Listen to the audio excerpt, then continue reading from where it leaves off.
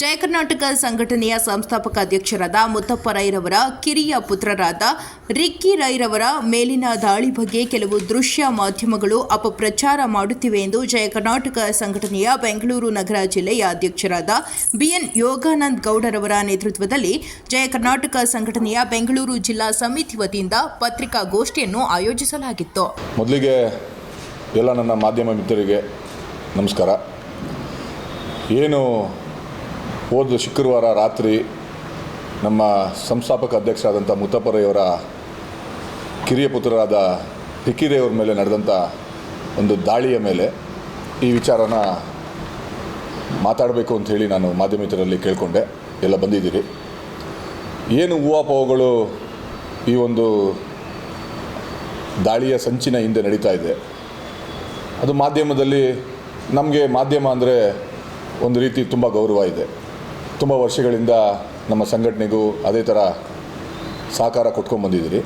ಕೆಲವು ಮಾಧ್ಯಮಗಳು, ಎಲ್ಲ ಮಾಧ್ಯಮಗಳು ಅಂತ ಹೇಳಲಿಕ್ಕೆ ಬರಲ್ಲ, ಕೆಲವು ಮಾಧ್ಯಮಗಳು ತಮ್ಮ ಬೇಳೆ ಬೇಯಿಸ್ಕೊಳ್ಳೋದಕ್ಕೆ ಏನೇನೋ ಅವ್ರಿಗೆ ಬಾಯಿಗೆ ಬಂದಂತೆ ಅವ್ರ ಮನಸ್ಸು ಇಚ್ಛೆಯಂತೆ ಅದನ್ನು ತೋರಿಸ್ತಾ ಹೋಗ್ತಿದ್ದಾರೆ. ಯಾವ ಥರ ಅಂದರೆ ರಿಕ್ಕಿರಯ್ಯವರೇ ಅದನ್ನು ಒಂದು ಸೆಲ್ಫಿ ಥರ ಮಾಡ್ಕೊಂಡಿದ್ದಾರೆ, ಅವರೇ ಯಾರು ದುಡ್ಡು ಕೊಟ್ಟು ಮಾಡಿಸ್ಕೊಂಡಿದ್ದಾರೆ, ಅದು ಇದು ಅಂತೆಲ್ಲ. ಅದು ಲೆಕ್ಕಾಚಾರ ಒಂಥರ ಸೂಸೈಡ್ ಮಾಡ್ಕೊಂಡಂಗೆ. ಬುಲೆಟ್ಟು ಯಾರ ಮಾತು ಕೇಳಲ್ಲ. ಒಂದು ಸಲ ಟ್ರಿಗರ್ ಒತ್ತದ ಅಂದರೆ ಯಾರ ಮಾತು ಕೇಳಲ್ಲ. ಆಮೇಲೆ ಆ ಮಟ್ಟದ ಒಂದು ಸೂಸೈಡ್ನೇ ಮಾಡ್ಕೋಬೇಕು, ಅಟೆಂಪ್ಟ್ ಮಾಡ್ಕೋಬೇಕು ಅಂತ ಇದ್ದಿದ್ರೆ ಯಾವುದಾದ್ರು ರಿವಾಲ್ವರಲ್ಲಿ ಹೊಡ್ಕೊಂಡಿರೋರು. 70 mm ಬುಲೆಟಲ್ಲಿ ಸಿಂಗಲ್ ಬ್ಯಾರಲ್ ಹೊಡ್ಕೊಳ್ಳುವಂಥದ್ದು ಅವಶ್ಯಕತೆ ಇರಲಿಲ್ಲ ಅಂತ ಅನ್ಕೋತೀನಿ. ಆಮೇಲೆ ನಮಗೆ ಒಂದು ಕಾನೂನು ಮೇಲೆ ಅಪಾರವಾದ ನಂಬಿಕೆ ಇದೆ. ಏನು ಡಿಪಾರ್ಟ್ಮೆಂಟ್ ಅವರು, ಪೊಲೀಸ್ ಡಿಪಾರ್ಟ್ಮೆಂಟ್ ಅವರು ಅದು ತನಿಖೆ ಮಾಡ್ತಿದ್ದಾರೆ, ಆ ತನಿಖೆ ವರದಿ ಬರೋ ತನಕನಾದರೂ ಮಾಧ್ಯಮದವರು ಕಾಯಬೇಕು. ಏನೇನೋ ನಮಗೆ ಮನಸ್ಸೋ ಇಚ್ಛೆ ಹೇಳ್ಕೊಂಡೋದ್ರೆ ಒಂದೊಂದು ದಿನ ಒಂದೊಂದು ಅದು ಯಾರೋ ಒಬ್ಬರು ನೋಡ್ತಾ ಇರೋರಿಗೆ ಅಸಹ್ಯ ಅನಿಸ್ಬಿಡುತ್ತೆ. ಆಮೇಲೆ ಪ್ರಿಂಟ್ ಮೀಡಿಯಾ ಅಂತ ಇತ್ತು ಮೊದಲು, ಎಲ್ಲರ ಮನೆಗೂ ಬೆಳಿಗ್ಗೆ ಬರೋದು, ಎಷ್ಟು ಚೆನ್ನಾಗಿ ಎಲ್ಲರೂ ಕೂತ್ಕೊಂಡು ಪೇಪರ್ ಓದೋರು, ಅದಾದಮೇಲೆ ಮನೆ ಮಕ್ಕಳೆಲ್ಲ ಪೇಪರ್ ಓದೋರು. ಇವತ್ತು ಟಿ ವಿ ಆನ್ ಮಾಡೋದು ಯಾಕಪ್ಪ, ಅದೇ ತಲೆನೋವು ಅನ್ನೋ ಥರ ಆಗಿ ಟಿ ವಿ ಆನ್ ಮಾಡೋದೇ ಬಿಟ್ಬಿಟ್ಟಿದ್ದಾರೆ. ದಯವಿಟ್ಟು ನಾನು ಮಾಧ್ಯಮದವರು ಕೇಳ್ಕೊಡೋದೊಂದೇ, ರಿಕ್ಕಿರಯ್ಯವರು ತುಂಬ ಚೆನ್ನಾಗಿ ಆರಾಮಾಗಿ ಸರ್ಜರಿ ಮುಗಿಸ್ಕೊಂಡು ಆರಾಮಾಗಿದ್ದಾರೆ. ತನಿಖೆ ಆಗೋ ತನಕ ಆಮೇಲೆ ರಿಕ್ಕಿರಯ್ಯವರೇ ಬಂದು ಸ್ಟೇಟ್ಮೆಂಟ್ ಕೊಡ್ತಾರೆ. ಆಮೇಲೆ ಅಲ್ಲಿ SP ಇರುವಂಥ ಯಾರು ಅಧಿಕಾರಿ ಇದ್ದಾರೆ ಅವರೇ ಬಂದು ಸ್ಟೇಟ್ಮೆಂಟ್ ಕೊಡ್ತಾರೆ. ಆ ಸ್ಟೇಟ್ಮೆಂಟ್ ಬಂದಮೇಲೆ ನಿಮಗೇನು ತಪ್ಪಿದರೆ ತಪ್ಪು ಅಂತಲೇ ಮಾತಾಡಿ, ಸರಿ ಇದ್ದರೆ ಸರಿ ಅಂತಲೇ ಮಾತಾಡಿ.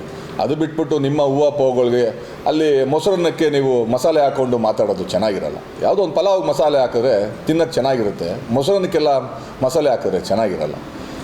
ದಯಮಾಡಿ ಮುಂದಿನ ದಿನಗಳಲ್ಲಿ ಅವರು ಡಿಸ್ಚಾರ್ಜ್ ಆಗ್ತಾರೆ. ನಾವೆಲ್ಲ ಇಡೀ ಸಂಘಟನೆ ಅವ್ರ ಬೆನ್ನಿಂದ ನಿಂತಿದೆ. ಎಲ್ಲರೂ ದೇವರಲ್ಲಿ ಕೇಳ್ಕೊತಾ ಇದ್ದೀವಿ ಅವರು ಬೇಗ ಗುಣಮುಖರಾಗಿ ಆಚೆ ಬರಲಿ ಅಂತ. ಗುಣಮುಖರಾಗಿ ಆಚೆ ಬರ್ತಾರೆ. ಅವ್ರು ಏನೇನು ಅಂದ್ಕೊಂಡು ಅವ್ರೇನು ತನಿಖೆ ಮಾಡೋಕ್ಕೆ ಹೇಳಿದ್ದಾರೆ, ಅವರವರ ಸ್ಟೇಟ್ಮೆಂಟ್ ಏನು ಹೇಳಿದ್ದಾರೆ ಅದ್ರ ಪ್ರಕಾರವಾಗಿ ತುಂಬ ಡೆಪ್ತಲ್ಲಿ ಆ ತನಿಖೆ ನಡೀತಾ ಇದೆ. ನಡೀಲಿ. ಗನ್ಮ್ಯಾನು ವಿಠಲ್ ಅನ್ನೋರನ್ನ ತಗೊಂಡಿದ್ದಾರೆ, ಕಸ್ಟಡಿಗೆ ತಗೊಂಡು ಅವ್ರನ್ನ ವಿಚಾರಣೆ ಮಾಡ್ತಿದ್ದಾರೆ. ಇನ್ನೂ ಯಾರ್ಯಾರ ಹೆಸರುಗಳು ಬರುತ್ತೆ, ಯಾರ್ಯಾರು ಇದ್ದಾರೆ ಅದ್ರ ಕೈವಾಡ ಹಿಂದೆ ಇದ್ದಾರೆ, ಅವರೆಲ್ಲನೂ ಆಚೆ ಬರ್ತಾರೆ. ಅಪಪ್ರಚಾರ ಮಾಡ್ತಾರೆ ಅಂತ ಆರೋಪನಾ, ಇಲ್ಲ ತನಿಖೆನೇ ವಿಳಂಬ ಆಗ್ತಿದೆ ಅಂತ? ತನಿಖೆ ವಿಳಂಬ ಆಗ್ತಿರೋದು ಅದು ಸರ್ಕಾರದ ವಿರುದ್ಧ, ಸರ್ಕಾರದಲ್ಲಿ ಹೋಮ್ ಮಿನಿಸ್ಟರ್ ಹತ್ರನೂ ಮಾತಾಡಿದ್ದೀವಿ, ನಮ್ಮ DC ಹತ್ರನೂ ಮಾತಾಡಿದ್ದೀವಿ. ಅವರು ಎಲ್ಲ ಸ್ಪಂದಿಸ್ತಾ ಇದ್ದಾರೆ. ಯಾವುದು ತನಿಖೆ ಯಾವುದೋ ಗೋಲಿ ಆಡೋ ಆಟ ಅಲ್ಲ, ಟಕ್ಕಂತ ಹೋಗಿ ತನಿಖೆ ಮಾಡ್ಕೊಂಬಂದ್ಬಿಡೋದಕ್ಕೆ. ಇದಕ್ಕೆ ಹಿಂದೆ ಪ್ರಭಾವಿ ವ್ಯಕ್ತಿಗಳು ಇರ್ಬೋದು ಅಥವಾ ಬೇರೆಯೇ ಇರ್ಬೋದು. ಅದನ್ನು ತನಿಖೆ ಮಾಡೋ ತನಕ ಟೈಮ್ ಕೊಡಬೇಕು. ಈ ತನಿಖೆಗೆ ಒಂದು ವಾರ ಮಾತ್ರ ಕಾಲಾವಕಾಶ, 10 ದಿನ ಮಾತ್ರ ಕಾಲಾವಕಾಶ ಅಂತ ಎಲ್ಲೂ ಕಾನ್ಸ್ಟಿಟ್ಯೂನ್ಸಿಲಿ ಬರೆದಿಲ್ಲ. ಅದು ತನಿಖೆ ಆಗೋ ತನಕ ವೆಯ್ಟ್ ಮಾಡಿ. ನಾನು ಮಾಧ್ಯಮದ ವಿರುದ್ಧ ಏನು ಮಾತಾಡ್ತಾ ಇಲ್ಲ. ಕೆಲವು ಮಾಧ್ಯಮಗಳು ಏನು ಮಾತಾಡ್ತಾ ಇವೆ ಅದ್ರ ವಿರುದ್ಧ ಮಾತಾಡ್ತಾ ಇದ್ದೀನಿ. ಎಲ್ಲ ಮಾಧ್ಯಮಗಳು ಇಲ್ಲ. ನಾನು ಮಾಧ್ಯಮಕ್ಕೆ ಮೊದಲನೇ ಥ್ಯಾಂಕ್ಸ್ ಹೇಳಿದ್ದೀನಿ. ಸ್ಟಾರ್ಟ್ ಮಾಡೋಕ್ಕಿಂತ ಮುಂಚೆ ಕೆಲವು ಮಾಧ್ಯಮಗಳಿಗೆ ಥ್ಯಾಂಕ್ಸು ಹೇಳಿದ್ದೀನಿ. ಕೆಲವು ಮಾಧ್ಯಮಗಳು ಏನು ಗೊತ್ತಿಲ್ದಿರ ಮಾತಾಡ್ತಿದ್ದಾರಲ್ಲ, ಅದು ಮಾತಾಡೋದು ಬೇಡ. ಯಾಕೆಂದರೆ ನಿಮ್ಮನೆಯಲ್ಲೂ ಅಣ್ಣ ತಮ್ಮದಿರಿರ್ತಾರೆ, ಅಕ್ಕ ತಂಗಿರಿರ್ತಾರೆ. ಎಲ್ಲ ಅಪಪ್ರಚಾರ ಆಗೋದು ನಿಮ್ಮನೆಗೂ ಅದು ತಟ್ಟುತ್ತೆ. ಯಾಕೆಂದರೆ ನಾವು ನಿಮ್ಮನ್ನು ಅನುಸರಿಸಿ ಬೆಳೀತಾ ಇರ್ತೀವಿ. ಒಂದೊಂದು ಸಲ ನೀವು ಈ ಥರ ಮಾಡಿದಾಗ ಯಾಕಪ್ಪ ಇವ್ರು ಅನುಸರಿಸಬೇಕು ಅನಿಸ್ಬಿಡುತ್ತೆ.